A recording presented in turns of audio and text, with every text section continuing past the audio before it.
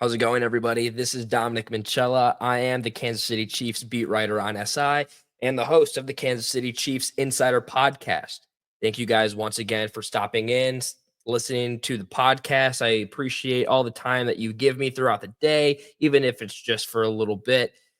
Today, we are going to keep on talking about the NFL draft topic, but instead, rather of dissecting these prospects, we're going to talk about the man who's going to benefit from the draft class the most. And it's not Andy Reid, and it's not Steve Spagnuolo. It is quarterback Patrick Mahomes.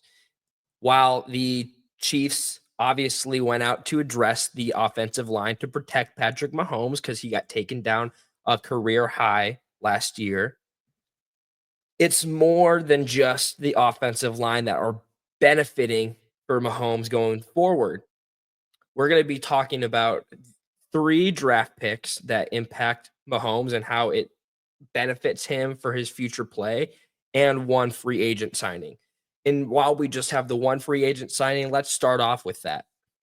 Jalen Moore was brought in for the next 2 seasons by general manager Brett Veach from San Francisco. As we know, he has limited playing time in the starting role, but they believe in him, giving him a 2-year deal. As we know, that's going to be so crucial for them and his own development, and just to see how he's going to be able to fit within the scheme that happens in Kansas City.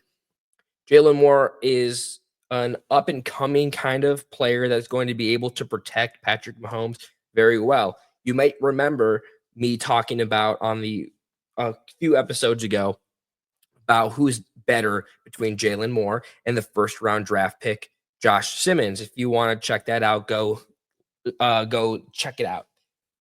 So Jalen Moore, in my opinion, I think is going to get a majority of the starts just because he's not coming off of an injury like Josh Simmons is, and he has NFL experience. But let's just put that off to the side and let's focus on the 3 draft picks, just carrying over to Josh Simmons. So Josh Simmons, as we know, he was the 32nd pick for the Kansas City Chiefs. He got pushed down heavily because of his injury. That's the only way that the Chiefs would have been even able to get him, besides trading up. And even if he was healthy and they did trade up, it would have been a pretty penny to get what they got. Plus, when the Chiefs moved back in the pecking order, they also got a 5th round pick, which turned into another prospect that they are super high on, which is super exciting. This draft class was perfect. Maybe not perfect. Was very, very good. I'm a firm believer that on paper, the collegiate level is very, very nice, but until they start transitioning over into the NFL, we won't really know what their ceiling is, or their floor is, rather. The ceiling is all the way up to the top, especially for Josh Simmons. You may remember me saying that Josh Simmons in the past 2 seasons has only allowed 1 quarterback sack, which is huge given that Mahomes got taken down a whole lot. He is going to benefit from having that big presence, that big man on the left side protecting him. It gives him enough time to move around in the pocket and be able to locate his wide receivers, or even if he wants to scramble the ball and steal a few yards with his own legs. But he doesn't have to always rely on himself anymore, given the depth that they've given him at both the wide receiver and running back position. So we're going to start with the running back position. Now that he's got protection going forward in Josh Simmons, he's able to throw the ball a little bit more.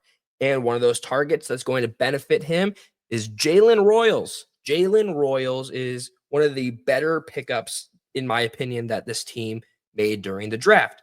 He's versatile. He's going to be able to learn. He might be able to see a lot more action than people are fully expecting in his first season, whether that's in special teams, kick returns, punt returns, or even if he's just there for the snap and he actually gets the ball as a wide receiver in his wide receiving role.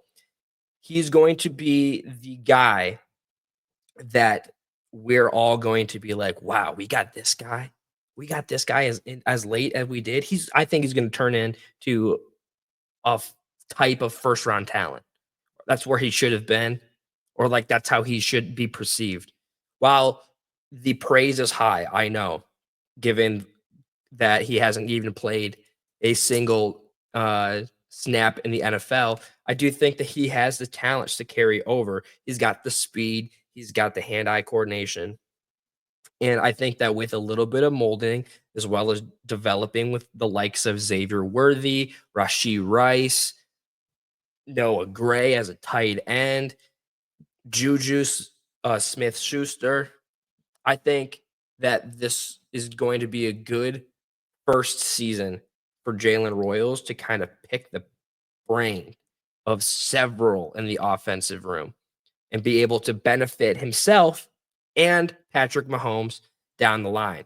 Now we know that Patrick Mahomes is always elusive when he's running the ball, even if he can't find a guy to throw the ball to.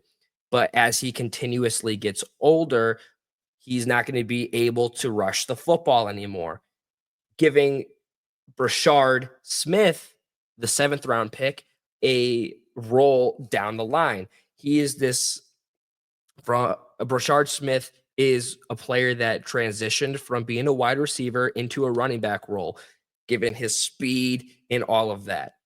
So, if he's able to utilize both being a wide receiver or receiving the balls, even if it's just for maybe like 300 receiving yards, that's going to be beneficial. Plus, on top of being able to turn himself into a above average running back, that would be crucial. He got speed that kills. He's evasive. He's able to dip and dive through the defenders. While the competition is going to be tough, given that the running back room is already so stacked, I think that once the franchise makes a decision on what they're going to do with Isaiah Pacheco, or if they're going to let Kareem Hunt go next year, or even at some point this season, or we'll have to see how the whole running back room lays out going into the new campaign. There could be guys that step up that we don't even expect yet. But for the future, I think that if he's able to develop nicely through these few seasons, that he's going to be a guy that Andy Reid and Patrick Mahomes are going to want to use on the offensive game plan. Like I said, he's able to receive the ball. He's can rush the ball. He's only going to take pressure off of Mahomes and his legs, especially as he goes later into his career. It's more crucial than you think. The older that these running backs get, they're not going to be as mobile. We see this all the time. It's just father time. It just happens. It's going to happen to all of us. Even if we're not professional athletes, we're going to move slower as we age. So, giving the ball to a fresh set of legs, so to say, in Brashard Smith compared to the age difference that he has between himself and Mahomes, I think it's going to be really, really, really beneficial for the offensive game plan. Thank you guys so much for stopping in and listening to what I had to say. As always, you can check out the ticker right there. You can have all the free news coverage all the time, 24/7 on Kansas City Chiefs at Kansas City Chiefs on SI. You can also follow me at Dom Minchella. I post and repost every single day. Don't want to miss any more stories as we keep on keeping on closer and closer to the 2025 NFL season. Remember, guys, as I always say, be kind to one another, and I'll see you guys tomorrow. Thank you.